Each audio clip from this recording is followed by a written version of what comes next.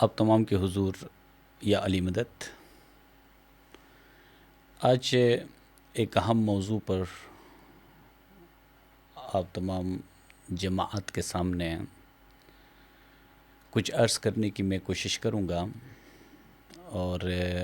اپنے موضوع پر آنے سے پہلے میں امید کرتا ہوں لاسٹ ٹائم میں نے جو عرض کیا تھا، ہمارے اپر کے کونسل کے پریزیڈنٹ صاحب نے ریشنل لوکل لیول پہ جو ہمارے پریزیڈنٹ صاحب نے جماعت کے ایک ممبر کے خلاف جو کچھ بھی میوزک کے اوپر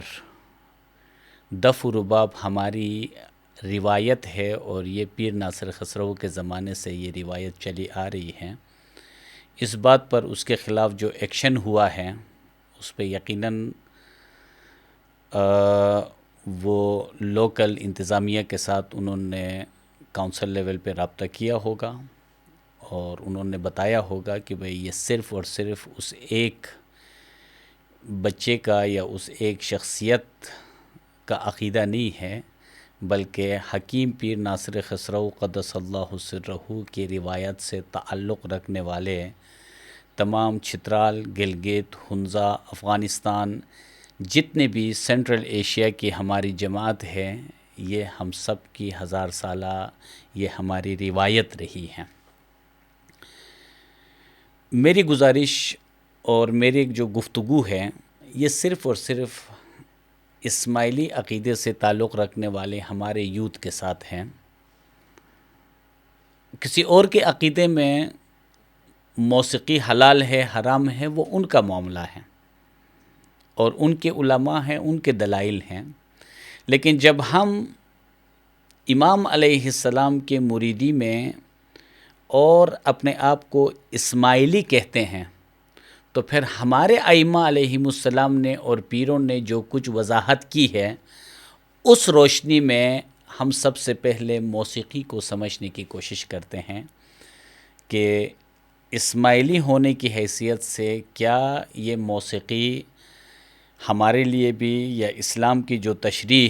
ہمارے بزرگان دین نے کی ہے، اس میں موسیقی کی کیا کچھ اہمیت ہے۔ اس سلسلے میں سب سے پہلے سورہ فاتحہ کی ایک پرحکمت دعا، جس میں ہم خداوند رب العزت کے حضور دعا کرتے ہیں، اہدنا الصراط المستقیم صراط الذین انعمت علیہم، ہمیں سیدھے راستے پر ہدایت دیں اور ان لوگوں کے راستے پر یا اللہ جن پر تو نے اپنا انعام کیا ہے۔ اب ہمیں قرآن کے اندر جا کر دیکھنا ہوگا کہ کن کن لوگوں پر ماضی میں انعامات اللہ رب العزت کی طرف سے ان پر انعامات ہوئی ہیں، اور وہ انعامات کیا کیا ہیں۔ اگر ہم اس سلسلے میں دیکھیں تو پھر ہمیں پتہ چلے گا کہ کن پر خدا نے انعامات کیے ہیں۔ تو میں صرف اور صرف اس میں سے ایک پہلو، ایک سوال، کیا یہ انعام حضرت داؤد علیہ السلام پر بھی خدا کی طرف سے ہوا تھا یا نہیں ہوا تھا؟ اگر حضرت داؤد علیہ السلام پر بھی انعام ہوا تھا تو حضرت داؤد علیہ السلام اللہ تعالیٰ کی حمد و ثنا کس صورت میں کرتے تھے؟ تو وہ میں انشاءاللہ آگے زبور کی کچھ آیات آپ تمام کے حضور میں پیش کرنے کی، عرض کرنے کی کوشش کروں گا۔ اس سے قبل اسلام کے اندر موسیقی کے حوالے سے کچھ روایات، اور پھر ہمارے بزرگان دین نے موسیقی کی کیا وضاحت کی ہے، وہ بھی میں آپ کے سامنے عرض کروں گا۔ یہ مولانا شاہ محمد جعفر پھلواری نے اپنی کتاب اسلام اور موسیقی کے صفحہ نمبر 38 پر یہ روایت تحریر کرتی ہے۔ حضور صلی اللہ علیہ وسلم نے پوچھا اس یتیمہ کا جو عائشہ رضی اللہ تعالی عنہا کے پاس تھی، کیا ہوا؟ عائشہ رضی اللہ تعالی عنہا نے عرض کیا، ہم نے اسے اس کے شوہر کے پاس رخصت کر دیا۔ فرمایا تم نے کوئی عورت اس کے ساتھ نہ کر دی جو ذرا گاتی اور دف بجاتی ہوئی اس کے ساتھ جاتی؟ تو یہاں پہ عرض ہے کہ کیا کسی حرام چیز کے لیے رسول کریم صلی اللہ علیہ وآلہ وسلم ہدایت فرماتے؟ اچھا، اس کے بعد اسی کتاب کے اندر آگے جا کر یہ اس روایت کے اندر آگے بھی وہ جو الفاظ ہیں ان کے ترجمے بھی ہیں. اسی میں بخاری اور ابو داؤد اور ترمذی کے حوالے سے جعفر شاہ پھلواری لکھتے ہیں، یعنی اسی میں مختلف، جب میری رخصتی ہوئی تو حضور صلی اللہ علیہ وآلہ وسلم میرے غریب خانے پر رونق افروز ہوئے اور میرے ہی بستر پر بیٹھ گئے. چند لڑکیاں دف بجا بجا کر اپنے بدر میں شہید ہونے والے بزرگوں کی مدح سرائی کرنے لگیں. ایک نے کہیں یہ مصرع گایا: ہم میں ایک پیغمبر ایسا ہے جو یہ جانتا ہے کہ کل کیا ہوگا. حضور صلی اللہ علیہ وآلہ وسلم نے فرمایا: وہی کہو جو پہلے کہہ رہی تھیں، یعنی جو گا رہی تھیں آپ وہی گانا آپ جاری رکھیں. اور رسول کریم صلی اللہ علیہ وآلہ وسلم، جب یہ روایت تو سب کو معلوم ہے کہ جب ہجرت مدینہ کے دن عورتیں جو ہے نا دف پر گا رہی تھیں اور رسول صلی اللہ علیہ وسلم کا جو استقبال ہو رہا تھا، طلع البدر علینا من ثنیات الوداع وجب الشکر علینا ما دعا للہ دا ایہا المبعوث فینا جیت بالامر المطاع. تو یہ رسول کریم صلی اللہ علیہ وآلہ وسلم جب مکہ سے مدینہ تشریف لائے تو یہاں پہ اللہ رب العزت کا بھی نام ہے. خود رسول صلی اللہ علیہ وسلم کے سامنے بیٹیوں نے دف بجاتے ہوئی رسول صلی اللہ علیہ وسلم کا استقبال کیا. تو کیا لگتا ہے کہ ہمارے عقیدے کے مطابق یہ نہیں ہو سکتا ہے کہ پیغمبر آخر زمان کا استقبال کوئی حرام چیز کو بجاتے ہوئے پیغمبر اکرم صلی اللہ علیہ وسلم کا استقبال کیا گیا ہو. اور پھر اس کتاب میں آگے اگر آپ دیکھیں گے، اس کتاب میں صفحہ نمبر 41 پر، چنانچہ موسیقی ایک ایسا علم ہے جس میں نغموں اور لہجوں کے قوانین سے بحث کی جاتی ہے اور ان کا جو اثر یقینی طور سے دلوں پر ہوتا ہے اس سے بحث ہوتی ہے. ابو نصر فارابی، ابن سینا، ابو علی سینا، صفی الدین، عبد المؤمن نے اس پر موسیقی پر کتابیں لکھی ہیں. اس فن کا فائدہ یہ ہے کہ کبھی تو اس سے روح میں انبساط، اعتدال یا تقویت پیدا ہوتی ہے اور کبھی اس میں سکیڑ پیدا ہوتا ہے. پہلی قسم کا فائدہ جشنوں، جنگوں اور مریضوں کے علاج کے موقع پر حاصل ہوتا ہے اور اسی کے ذریعے سخاوت یا شجاعت جیسے جوہر کھلتے ہیں. اور دوسری قسم کا فائدہ مواقع غم یا عبادت گاہوں میں حاصل ہوتا ہے. اس وقت یہ موسیقی دلوں کو اس عالم فانی سے ہٹا کر اس کے اصل مبدأ کی طرف پھیر دیتی ہے اور دل آخرت و انجام پر غور و خوض کرنے لگتے ہیں. یہ جو میں نے آپ کے حضور اس کتاب کا حوالہ دیا، اس کے علاوہ بہت سارے احادیث میں آپ دیکھیں اور بہت سارے علماء اسلام کے اندر آپ دیکھیں، آپ ترکش کے اندر دیکھیں.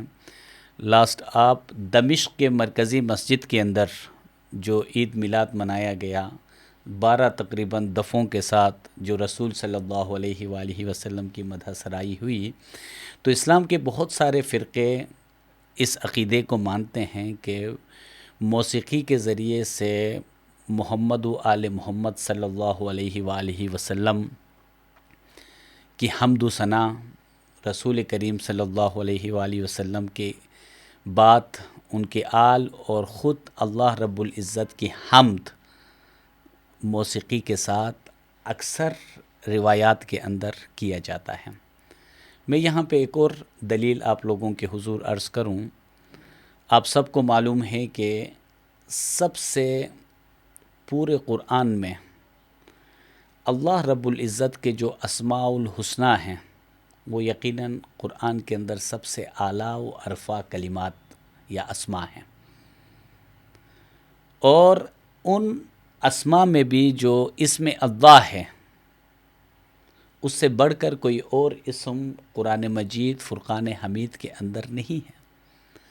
تو اس اسم کو، اللہ کے اسم کو پورے پاکستان کے اندر، پوری دنیا کے اندر موسیقی کے ساتھ پڑھا جاتا ہے، ٹھیک ہے؟ تو لہٰذا اگر آپ کو مزید موسیقی کی اہمیت کے حوالے سے رسائل اخوان الصفا میں جو موسیقی کا تذکرہ ہے، اور اخوان الصفا آپ تمام کو پتہ ہے کہ ہمارے دائیون نے جو 51 چیپٹرز بلکہ 52 چیپٹرز جو لکھے ہیں، اس کے اندر جو رسالہ پنجم ہے وہ پورا موسیقی کے اوپر ہے، اس کی پوری جو تفصیل وہاں پہ بیان کی گئی ہے، آپ جا کر اس کو پڑھیں۔ ہمارے بزرگان دین نے جو موسیقی کے حوالے سے فرمایا ہے، قرآن کے اندر کچھ چیزوں کو اللہ رب العزت نے حرام قرار دی ہیں اور کچھ چیزوں کو حلال قرار دی ہے۔ کچھ چیزوں کے اندر دو پہلو ہیں، اس کو آپ شر کے لیے استعمال کریں تو حرام، خیر کے لیے استعمال کریں تو حلال۔ تو ہمارے بزرگان دین نے جو اس کی وضاحت فرمائی ہے، اسماعیلی عقیدے کے مطابق جو اس کی وضاحت ہوئی ہے، تو اس وضاحت کے اندر یہ فرمایا گیا ہے کہ موسیقی بھی اگر آپ اس کو خیر کے لیے استعمال کرتے ہیں تو اس کے اندر خیر کا پہلو ہے، اگر آپ اس کو شر کے لیے استعمال کرتے ہیں تو اس کے اندر شر کا پہلو ہے۔ انسان تمام مخلوقات میں سے اشرف مخلوق ہے۔ جب خدا نے انسان کے اندر شر اور خیر کا پہلو رکھا، فَأَلْهَمَهَا فُجُورَهَا وَتَقْوَاهَا قَدْ أَفْلَحَ مَنْ زَكَّاهَا وَقَدْ خَابَ مَنْ دَسَّاهَا۔ تو جب شر اور خیر کا عنصر اشرف المخلوق انسان کے اندر ہے، تو پھر کائنات کے ہر چیز کے اندر یقیناً ایک شر کا پہلو بھی ہے اور خیر کا پہلو بھی ہے۔ تو جہاں پہ آپ شاعری کو قرآن کے اندر دیکھیں تو پھر شاعری اگر وہ دنیا کے غرض اور دنیا کے جو ہے نا نفس کی خاطر ہے تو وہ حرام ہے، لیکن اگر وہی شاعری جب آپ اپنی زبان سے اللہ رب العزت کی تعریف کرتے ہیں، آپ اپنے زبان سے اسی شاعری میں محمد و آل محمد کی تعریف کرتے ہیں تو پھر وہ شاعری حرام نہیں ہے۔ اسی طرح جو صوفیاء کرام ہیں، انہوں نے اسی موسیقی کے آلات کو اللہ رب العزت کی تعریف، محمد آل محمد کی منقبت کے لیے موسیقی کے آلات کو استعمال کیا ہے، تمام صوفیاء نے استعمال کیا ہے۔ رومی کی مثنوی کا جو پہلا بند ہے، بشنو از نائی چون حکایت می کنت، از جدائی ہا شکایت می کنت۔ آپ بانسری کی آواز سنیں، وہ آواز کیا کہتی ہے، کیا قصہ بیان کرتی ہے بانسری؟ از جدائی ہا شکایت می کنت، یہ جو درخت سے اپنے اصل سے وہ جو کٹ کے بانسری آئی ہے، وہ اس جدائی کی شکایت کر رہی ہے، اس لیے تو اس کے آواز میں مٹھاس ہے کہ وہ اپنے اصل سے جدا ہو کے آئی ہیں، ٹھیک ہے؟ اور جو رباب کے حوالے سے خشک تارو، خشک چوپو، خشک پوست، از کجا می آید این آواز دوست، یہ خشک تار ہیں، خشک چمڑا ہے، خشک لکڑی ہے، تو ان تین خشک چیزوں سے میرے دوست کی آواز کہاں سے آ رہی ہے؟ یہ رومی فرماتے ہیں۔ تو انہوں نے اس کو کوئی دنیا کے غرض کے لیے، نفس کے بڑھاوے کے لیے انہوں نے موسیقی کو استعمال نہیں کیا ہے، بلکہ روح کے اندر انبساط، روح کے پھیلاؤ اور روح کے اندر شائستگی اور نرمی کے لیے اس موسیقی کو اور اس کے ساتھ استعمال کیا ہے۔ قرآن کے اندر اللہ رب العزت فرماتے ہیں کوئی شے ایسی نہیں ہے جو خدا کی تسبیح نہیں کر رہی ہو۔ تو جب تمام چیزیں اپنے طریقے سے خدا کی تسبیح کر رہے ہیں تو اس کے اندر اگر دف و رباب بھی خدا کی مدح خوانی کریں تو اس میں کیا حرج ہے؟ ہمارے عقیدے کے مطابق اس کے اندر کوئی حرج نہیں ہے۔ ہمارے اماموں نے کبھی بھی موسیقی کے حوالے سے ہمارے لیے کوئی، بلکہ ہماری دعوت موسیقی کے ذریعے سے ہوئی ہیں. ٹھیک ہے، تو لہٰذا ہمارے جو ہے نا بزرگان دین نے جو فرمایا ہے کہ موسیقی جو خدا کی ایک یعنی خزانے سے، قرآن کے اندر فرمایا کہ وَإِن مِّن شَيْءٍ إِلَّا عِندَنَا خَزَائِنُهُ وَمَا نُنَزِّلُهُ إِلَّا بِقَدَرٍ معلوم، کوئی شے ایسی نہیں ہے جو خدا کے خزانے سے نازل نہیں ہوئی ہے. تو بیدک الخیر، خدا کے ہاتھ میں خیر ہے. خدا کے خزانے سے کوئی چیز نازل ہوئی ہے تو وہاں تو شر کا شائبہ تو نہیں ہو سکتا ہے، وہاں خیر ہی خیر ہے. تو جہاں پہ حضرت اسرافیل علیہ السلام جو کہ موسیقی کے اوپر یعنی وہ سور بجانے والے جو ہے نا، ایک ایسے کہ اس کے سور سے قیامت برپا ہوتی ہے، مردے اٹھتے ہیں، تو یہاں پہ دو الگ الگ تصورات ہیں. کوئی کہتے ہیں کہ اس کی اتنی چیخ اور کرخت ہوگی اس سے مردے اٹھیں گے. ہمارے بزرگان دین نے فرمایا کہ اس کے اندر اتنی شیرینی ہوگی، اتنی چاشینی ہوگی کہ اس شیرینی کی وجہ سے جو کہ مردے وہ اور کوئی طاقت ان کو مردوں کو اٹھا نہیں سکتی ہے، بلکہ سور اسرافیل کی شیرینی اور اس کی لذت، اس کے اندر سر ایسے ہیں، وہ کوئی بے سرا نہیں بجے گا، بلکہ اس کے سر ایسے ہیں کہ اس سر سے مردے بھی جو ہے نا جاگ اٹھیں گے. اسی طرح انسان کی اس ذاتی دنیا کے اندر اگر کوئی مردگی چھا جائے، کوئی ایسے جو ہے نا سیلز آئیں، تو ان کو جگانے کے لیے ہم اسی موسیقی کے آلات کو، ہمیں جو بزرگان دین نے دی ہے، اس موسیقی کے آلات کو ہم استعمال کرتے ہیں. ٹھیک ہے، اور پھر بزرگان دین نے ہماری وضاحت کی ہے کہ موسیقی کی ایک خاص حصے پر شیطان نے جو ہے نا قبضہ کیا ہوا ہے. اسی طاقت کو شیطانی کاموں کے لیے استعمال ہوتا ہے، نفس کے بڑھاوے کے لیے استعمال ہوتا ہے. تو باقی جو حصہ بچا ہے، اس حصے کو بھی شیطان کے حوالے کر کے مکمل طور پر اسی موسیقی کے اندر خداوند رب العزت اور ان کے محمد و آل محمد کے جو شان میں جو کچھ قصیدے پڑھے جا رہے ہیں، تو اس کو بھی مکمل طور پہ شیطان کے حوالے نہیں کیا جا سکتا ہے، بلکہ اس کے قبضے سے بھی چھڑا کر ان تمام آلات کو عقل کی ترقی اور روح کی ترقی کے لیے استعمال کرنے کی ضرورت ہے. اور آج زمانے کے امام جو موسیقی کی طاقت سے پوری دنیا کو ایک کرنے کے لیے پورے کلچرز کے اندر، پورے دنیا کے لوگوں کے اندر جو ایک دوئی ہے، تو انسان کے سرشت کے اندر، انسان کے فطرت کے اندر جو موسیقی چھپی ہوئی ہے، تو اس سے کس طرح دلوں کے اندر نفرتوں کو ہٹا کر محبت پیدا کی جا سکتی ہے، اس پہ زمانے کے امام کام کرتے ہیں. The musicians we recognize this weekend represent highly diverse forms of the Muslim musical heritage. Now, I know that in some parts of the world, the words Muslim and music are not often linked together in the public mind, but they should be. The cultural heritage of Islam has long embraced musical language as an elemental expression of human spirituality. Listening to music, practicing music, sharing music, performing music have long been an intimate part of life for Muslim communities across the world, as has been the chanting of devotional and historical or epic texts. I learned at a young age how my own ancestors, the Fatimids, cultivated music in the city of Cairo 1,000 years ago.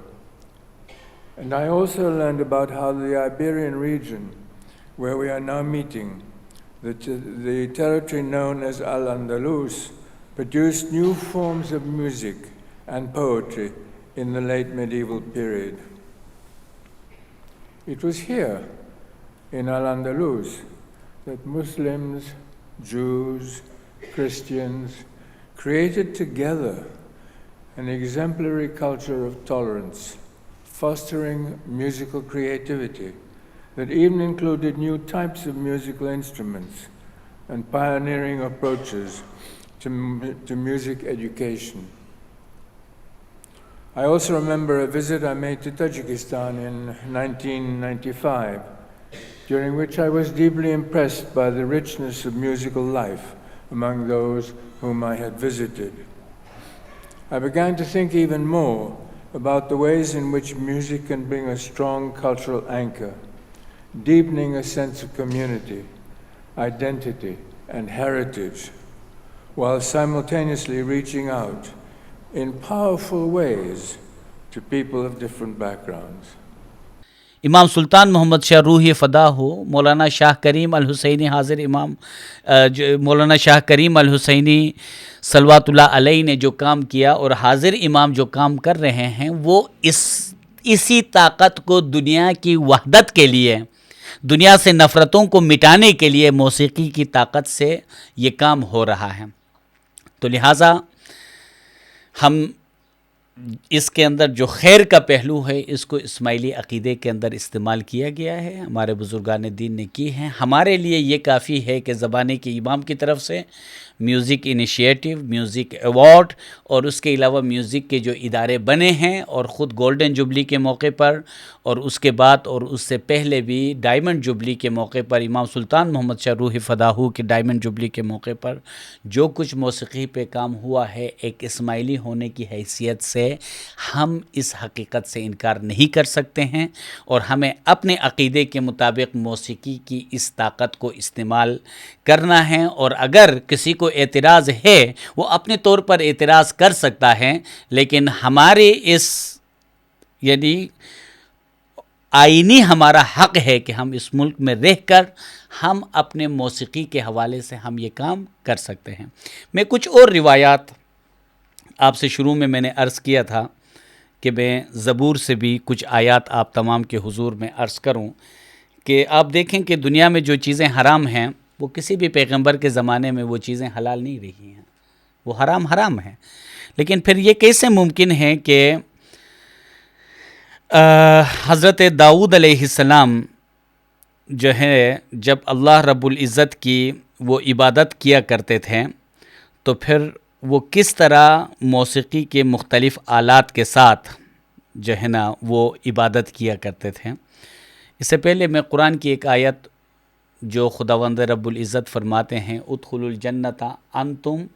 وازواجکم تحبرون، تم اور تمہاری بیوی بہشت میں داخل ہو جاؤ جہاں تمہیں نغمے سنائے جائیں گے. وہ نغمے جو ہے یہ ایک الگ بحث ہے، وہ موسیقی کے آلات کے ساتھ ہوں گے یا وہ نغمے بغیر موسیقی کے ہوں گے. بہر کیف میں زبور سے کچھ میں کوشش کرتا ہوں کہ آپ لوگوں کے حضور کچھ عرض کروں. تو زبور سے یہ باب 149 آیات 1 سے 5 میں آپ دیکھیں اور اس کے علاوہ بہت سارے ریفرنسز ہیں. 150 کی آیات 1 تا 6 بھی اور اسی طرح 68 کی 28. تو خداوند کی حمد کرو ان نئی چیزوں کے بارے میں جن کو خدا نے پیدا کیا ہے، ایک نیا گیت گاؤ اور مقدس لوگوں کے مجمع میں اس کی ستائش کرو. وہ ناچتے ہوئے اس کے نام کی ستائش کریں، وہ دف اور بربت پر اس کی مدح سرائی کریں. نرسنگے اور بگل کی آواز کے ساتھ اس کی حمد کرو، بربت اور ستار پر اس کی حمد کرو. خداوند کی مدح سرائی دف اور رقص سے کرو، تاردار سازوں اور بانسری کے ساتھ اس کی حمد کرو. بلند آواز جانچ کے ساتھ اس کی حمد کرو، زور سے جھنجھناتی جانچ کے ساتھ اس کی حمد کرو. اسی طرح 68 کی 25 میں فرمایا گیا کہ آگے آگے گانے والے چلتے ہیں، پیچھے پیچھے بجانے والے آ رہے ہیں، جن کے گرد دف بجانے والی جوان لڑکیاں ہیں. تو بہر کیف عرض یہ ہے کہ ہمارے جتنے بھی بزرگان دین نے اور حضرت خصوصی طور پہ حضرت داؤد علیہ السلام کے پاس جو موسیقی کا فن تھا اور موسیقی کے مختلف آلات کے ساتھ جب ایک عظیم پیغمبر نے اللہ رب العزت کی حمد اور اس کی مدح سرائی کی ہے، اور اس کے بعد خود رسول کریم صلی اللہ علیہ وآلہ وسلم کے زمانے سے اس کی بہت ساری مثالیں اور بہت ساری احادیث ہمیں ملتی ہیں، اور پھر ہمارے ائمہ علیہم السلام نے اور ہمارے پیروں نے جو اس موسیقی کے ذریعے سے دعوت کی ہے، اور خصوصی طور پہ زمانے کے امام مولانا شاہ رحیم الحسینی حاضر امام اور مولانا شاہ کریم الحسینی کے زمانے میں جو کچھ موسیقی پہ کام ہوا ہے، تو ہم اسماعیلی کوئی بھی موسیقی کی اس قوت سے، موسیقی کی اس طاقت سے، موسیقی کی اہمیت سے ہم کسی بھی صورت میں اپنا ہاتھ نہیں اٹھا سکتے ہیں، بلکہ یہ بالکل ہمارا عقیدہ ہے اور یہ ہماری روایت ہے۔ اس روایت پر اگر کوئی یعنی کوئی جیل بیچتے ہیں، کوئی ایف آئی آر درج کرتے ہیں یا جو کچھ بھی ہوتا ہے، تو میرے خیال میں یہ ہمارا آئینی حق ہے کہ ہم اپنے گھروں میں، ہم اپنے جو ہے نا منقبت خوانی اپنے طور طریقے کے مطابق کسی کو کچھ بولے بغیر دف و رباب کے ساتھ بالکل ہم کر سکتے ہیں۔ یہ ہمارا جو ہے نا آئینی حق ہے، اور انشاءاللہ موسیقی کے اس موضوعات پر مزید ہم کچھ نکات کے ساتھ آپ تمام کے حضور مزید حاضر ہوں گے، اور اس میں کوئی بھی سوال ہو، ہمارے جتنے بھی اسماعیلی عقیدے سے تعلق رکھتے ہیں ان تمام نوجوانوں سے گزارش ہے کہ اس پہ سوالات کر سکتے ہیں، اور ہم ایک اور گزارش ہے کہ ہم انشاءاللہ ان قریب ہم ایک کلوز گروپ بنائیں گے اور اس کے اندر بھی ہم مزید یہ ڈسکشن ہم کریں گے۔ بہت شکر گزاری آپ تمام کی عالی مدد۔